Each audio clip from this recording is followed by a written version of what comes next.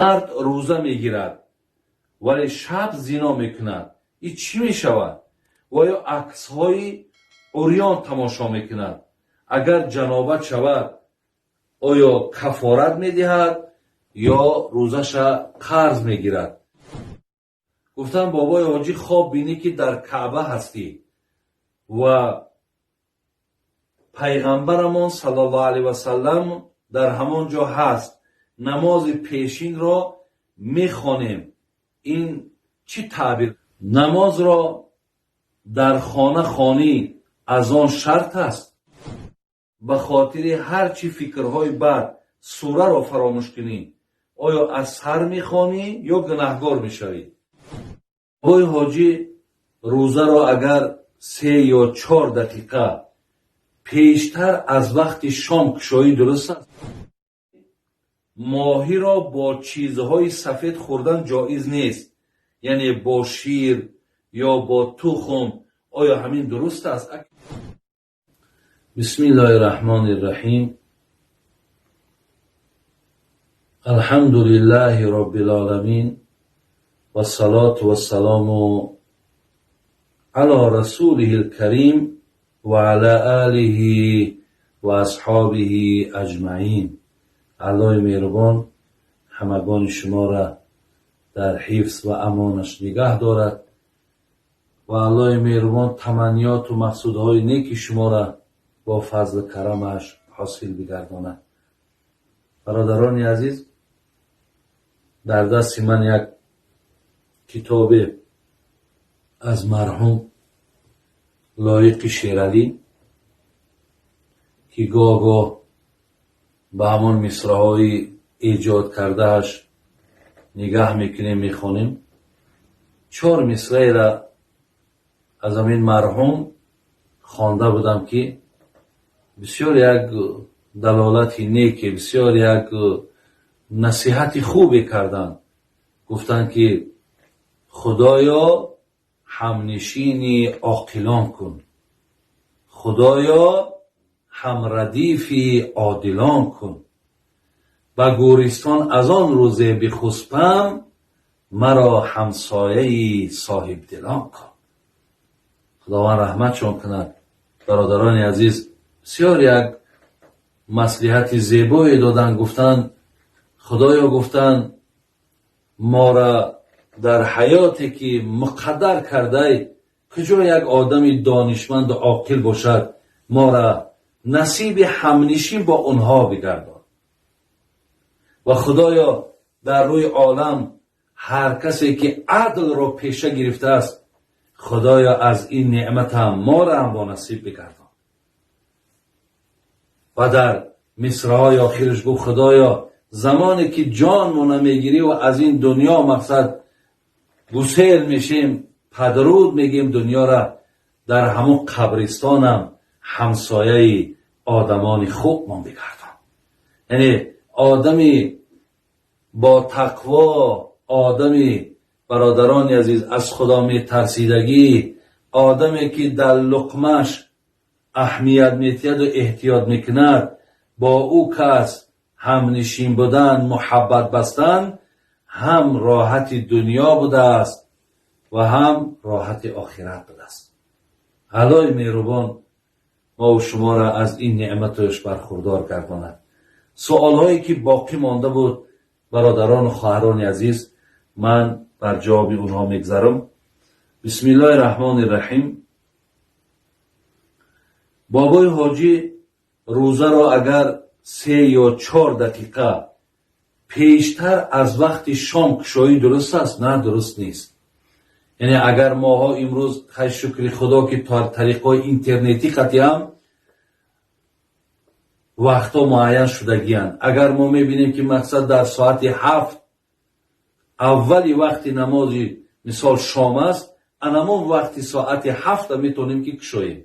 اگر 19:55 و 56 باشد نکشاییم برادران عزیز، بلکه همون وقتی معین شده را در اولی وقتش اگر اذان هم که نشنوین لیکن وقت که داخل شد میتونید که شما روزه هاتون کشایید. نماز را در خانه خوانی از آن شرط است. در خانه برادران عزیز، اگر خانه ما و شما در شهر باشد و مسجدهای ما و شما در شهر کشاده باشند و 5 وقت در داخلشان اذان باشد، دیگر در خانه ای که در شهر زندگی میکند اذان و اقامه گفتن، این دیگر نه شرط است و نه واجب است و دیگر نه سنت.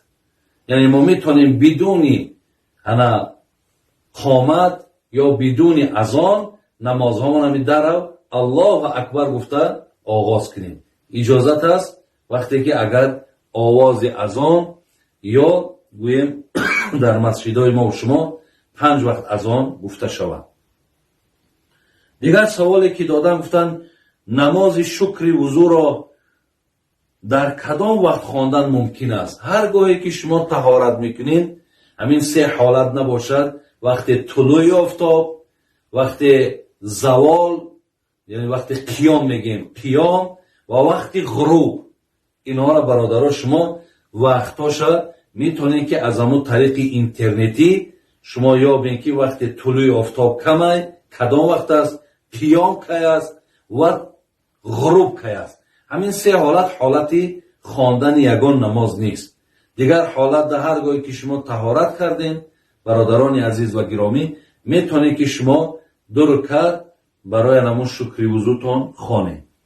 دیگر گفتن سوالی که دیگر دادن گفتن بابای حاجی خواب بینی که در کعبه هستی و پیغمبرمون صلی الله علیه و سلم در همان جا هست، نماز پیشین را میخوانیم، این چی تعبیر دارد؟ من اصلا برادران عزیز چندین بارها بیانم کرده بودم که من تعبیر خواب کرده نمیتونم، ولی انشاءالله هر خوابی که اگر به همین طرزی که این برادر است خواهر است بیان کرده است، اگر بینی کعبه را خواب بینی، ببین مسجد خواب بینی، قرآن خواب بینی، پیامبر خواب بینی، این معنای او را دارد که خودت آدمی با سعادتی، خودت آدمی با برکتی، خودت آدمی بسیار خوبی، زیرا که در خواب هر کس برادران و خواهران عزیز کعبه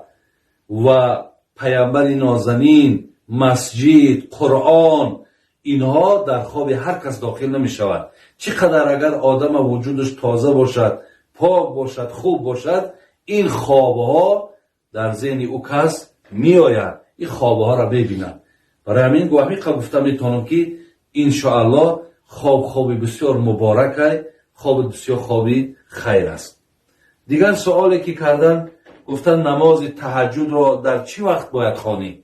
بعد نماز همین عشا میگیم یا بعد نماز خفتن دیگر وقت نماز تهجد داخل می شود.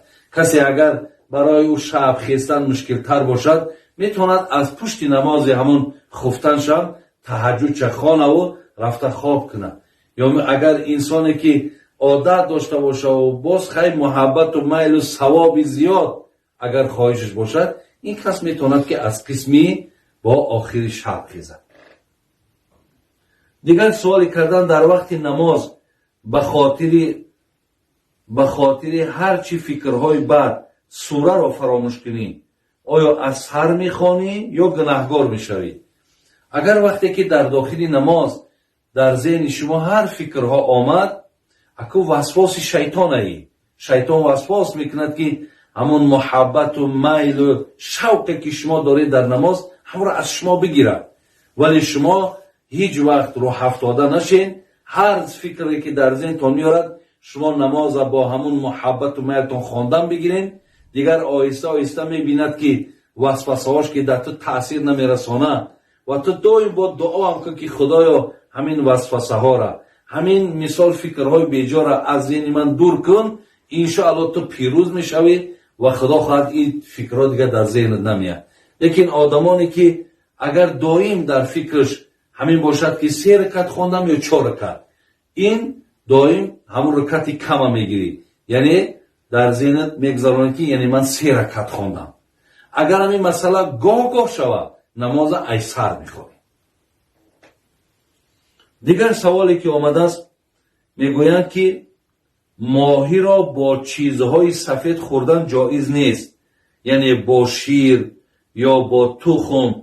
آیا همین درست است؟ اکی جهتهای طبی اگر از نگاه دین برادران عزیز و گرامی مثال خوردن اینا همش حلالن، خواه شیر باشد خواه تخم باشد، ولی از نگاه طب دیدن در کار که اگر به شرط همین ماهی با تخم یا با شیر موافقه نشود یا ممکن که همین ها در جسم ما و شما یگان زیان و ضرر بیارد، طبیب ها را هم گوش کردن در کار، زیرا اونها باز در این بابت ها تجربه ها دارن، از تجربه های اونها هم برادر عزیز استفاده کردن در کار، لیکن از نگاه دین یگان زیان و ضرری ندارد.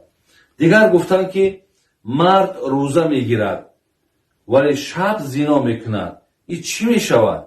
و یا عکس های عریان تماشا میکند، اگر جنابت شود آیا کفارت میدهد یا روزش قرض میگیرد؟ برادران عزیز و گرامی، برای همین نفری که روز روزدار باشد و شب زنا کند، روز روزدار باشد و شب با نوشابه های اسپریتی مقصد روزش کشاید، روز روزدار باشد و شبی دراز مقصد با تلفن همان زنهای لوچ تماشا کند، بهترش همین است که این آدم روزه نگیرد. یا اگر آدمی نمازخوانم که باشد، بهترش همین است که این آدم نماز دیگر نخواند، زیرا ایرا در کتابها همچون مسخره در دین میگن. برای همین این سوال برادر عزیز جوابش همین است که شریعت همین را میگه وقتی که این الصلاة تنها عن الفحشاء و المنکر، نمازی که اگر تو از کارهای زشت من نکرد، معلوم است که نماز از برای خدا نیست. از این لحاظ برادران عزیز و گرامی، من توصیهم همین است که شما وقتی نماز میخوانید، وقتی روزه میگیرین، از این کارها باید که شما دیگر توبه داشته باشین، دست کشیدگی باشین، زیرا اینها همون ویروس های هستند که تمام ثوابت را خورده نابود میگردانند. الله مهربان بازم عاقبتامون بخیر کنه، ایمان هامون با سلامت نگه داره، محبت هامون میل هامون باز به سوی دینش زیاد بگردانه. السلام علیکم و رحمت الله و برکاته.